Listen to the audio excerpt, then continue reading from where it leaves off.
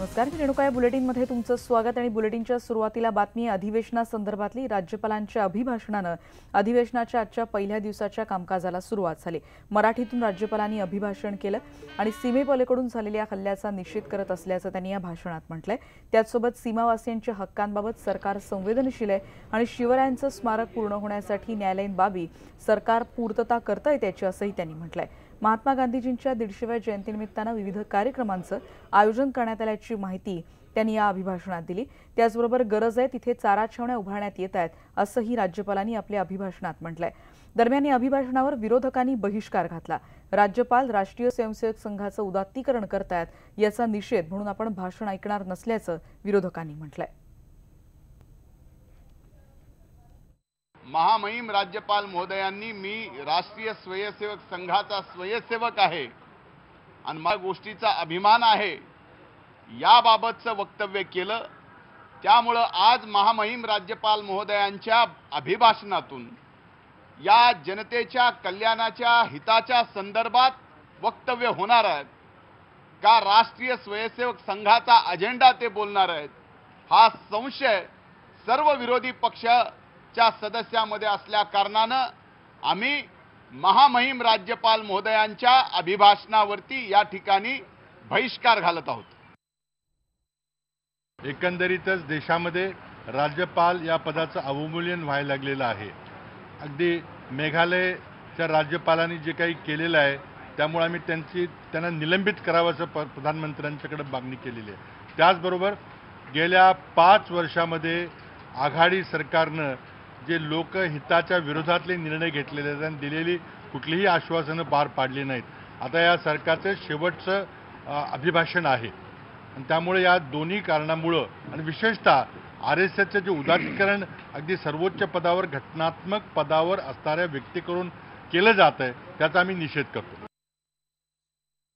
देशाला आणि राज्याला दिशाभूल करण्याचं कामच या व्यासपीठावरून होतंय असं आमचं मत झालंय आणि म्हणून राज्यपालांच्या अभिभाषणावर बहिष्कार घालण्याची भूमिका विरोधी पक्षांनी घेतलेली आहे।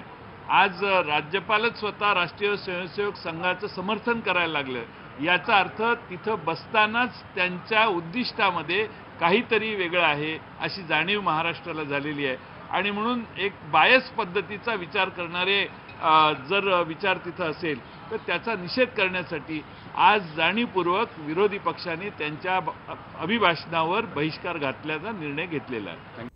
आणि या संदर्भात आपण अधिक बोलणार आहोत। सागर कुलकर्णी आमचे प्रतिनिधी आहेत आपल्या सोबत आहेत। सागर, पहिल्याच दिवसापासून विरोधक चांगलेच आक्रमक झालेले दिसत आहेत असं म्हणायला हवं। रेणुका, पहिल्याच दिवशी राज्यपालांचं अभिभाषण हे महत्त्वाचं असतं। राज्याच्या भविष्यकाळातल्या योजना त्या दृष्टिकोनातून राज्याची पावलं हे या अभिभाषणात दिसून येत असतात आणि याला सत्ताधारी पक्ष विरोधक असे सर्वांनी कोणतेही राजकारण न करता उपस्थित राहणं आतापर्यंतची प्रथा आहे। आता मात्र आज पहिल्या दिवशी विरोधकांनी राज्यपालांना कचाट्यात धरलेला आहे। RSSची कौतुक करणारं आणि उदात्तीकरण करणारे हे राज्यपाल आहेत अशा स्वरूपाची टीका करत राज्यपालांच्या अभिभाषणावर बहिष्कार विरोधकांनी टाकला आहे। तर दुसरीकडे राज्य सरकारच्या वतीने मात्र अधिकृत आता कोणत्याही मंत्र्यांनी प्रतिक्रिया दिली नाही आहे, पण अशा पद्धतीचं राजकारण करणं हे गैर आहे अशा स्वरूपाचा सूर सत्ताधारी बाकांवरून दिसून येतोय।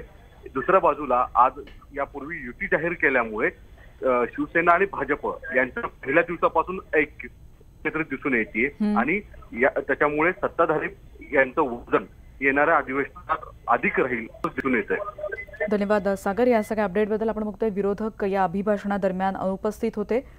राज्यपाल राष्ट्रीय स्वयंसेवक संघाचं उदात्तीकरण करत असल्याची टीका करत त्यांनी या अभिभाषणाला उपस्थित न राहण्याचं ठरवलं होतं। काही वेळापूर्वीच सागर कुलकर्णी यांनी आणखीन या परिसरामध्ये मूक आंदोलन जेव्हा विरोधकांनी केलं होतं त्याचाही आढावा घेतला।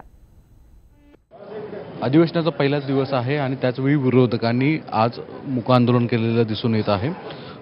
गांधी कभी मरते नहीं अशा स्वरूपाचे फ्लेक्स दाखवत काँग्रेस राष्ट्रवादी काँग्रेसच्या वतीने आज मूक आंदोलन करण्यात आलेलं आहे।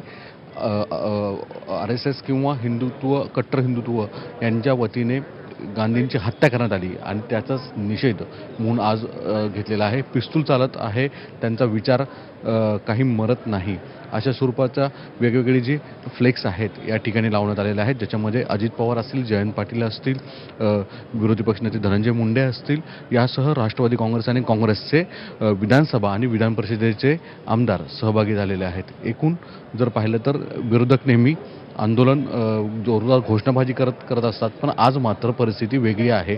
विरोधकांनी आज शांततेत आंदोलन केलेलं आहे आणि आपली भूमिका मांडत आहेत.